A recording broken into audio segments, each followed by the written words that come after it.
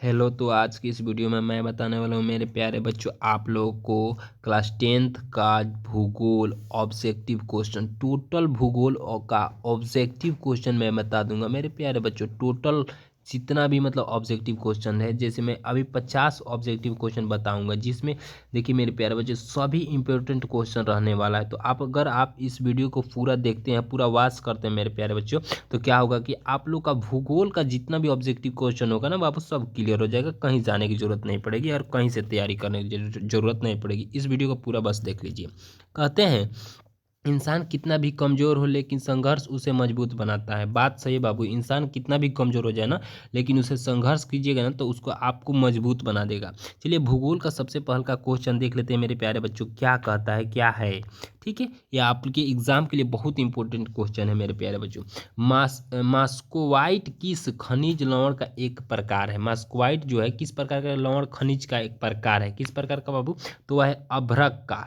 अभ्रक का बिल्कुल राइट, ऑप्शन नंबर सी हो जाएगा। चलिए नेक्स्ट प्रश्न की ओर आगे बढ़ते हैं मेरे प्यारे बच्चों। नेक्स्ट प्रश्न कर रहा है कि लौ अयस्क है, क्या है बाबू। न्यूनीकरणीय संसाधन, अनवीनीकरणीय जैव या मानवकृत संसाधन, कौन सा संसाधन है मेरे प्यारे बच्चों, तो यह है अनवीनीकरणीय संसाधन है। बिल्कुल राइट, ऑप्शन नंबर बी हो जाएगा मेरे प्यारे बच्चों। तीसरा नंबर क्वेश्चन है, देखते हैं।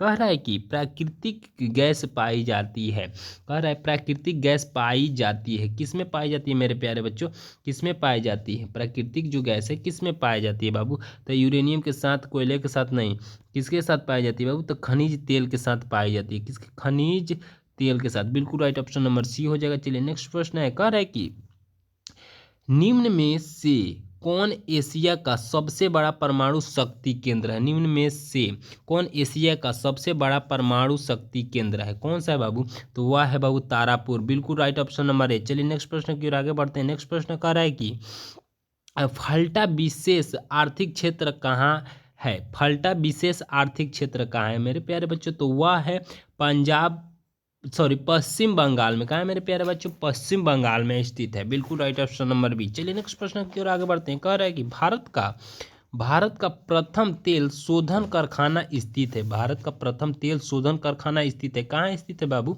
तो वह है डिगबोई में स्थित है बाबू, डिगबोई में। बिल्कुल राइट, ऑप्शन नंबर सी हो जाएगा। चलिए नेक्स्ट प्रश्न है कि कह रहा है कि भारत का सबसे बड़ा लौह अयस्क उत्पादक राज्य कौन सा है, कौन सा है मेरे प्यारे बच्चों, तो वह है उड़ीसा। उड़ीसा में सबसे ज़्यादा लौह अयस्क का उत्पादन वाला राज्य बना हुआ है उड़ीसा। चलिए नेक्स्ट प्रश्न की ओर आगे बढ़ते हैं। भारत में सबसे लंबा बांध, भारत में सबसे लंबा बांध कहाँ है मेरे प्यारे बच्चों, भारत में सबसे लंबा बांध कहाँ है, तो वह हीरा कुंड बांध है मेरे प्यारे बच्चों। भारत का सबसे लंबा बांध कहीं भी आए पूछे बाबू, आपके एग्जाम में आता है तो हीरा कुंड बांध बाबू, देखिए। चलिए नेक्स्ट प्रश्न की ओर आगे बढ़ते हैं। कह रहा है किस खनिज को उद्योग की जननी कहा जाता है, किस खनिज को उद्योग की जननी कहा जाता है, तो वह है लोहा को। बिल्कुल राइट, ऑप्शन नंबर सी। चलिए नेक्स्ट प्रश्न की ओर आगे बढ़ते हैं। कह रहा है कि निम्न राज्यों में से किसमें सर्वाधिक वन क्षेत्र है, निम्न राज्यों में से किसमें सबसे अधिक क्षेत्र जो है वन क्षेत्र है, तो कौन से बाबू, तो मध्य प्रदेश में सबसे ज़्यादा बाबू वन पाए जाते हैं, वन।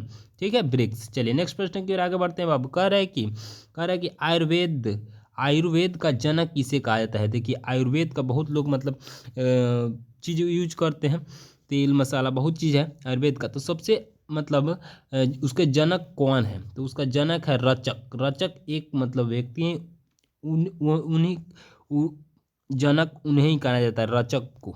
चलिए नेक्स्ट प्रश्न है मेरे प्यारे बच्चों। नेक्स्ट प्रश्न कह रहा है सबसे घटिया कोयला है, सबसे घटिया कोयला है, कौन सा कोयला है बाबू, कौन सा कोयला, तो एथरासाइड नहीं है, कौन से है, तो पीट सबसे घटिया कोयला है। बिल्कुल राइट, ऑप्शन नंबर डी। चलिए नेक्स्ट प्रश्न है, बहुत आसान है अपने बिहार पे।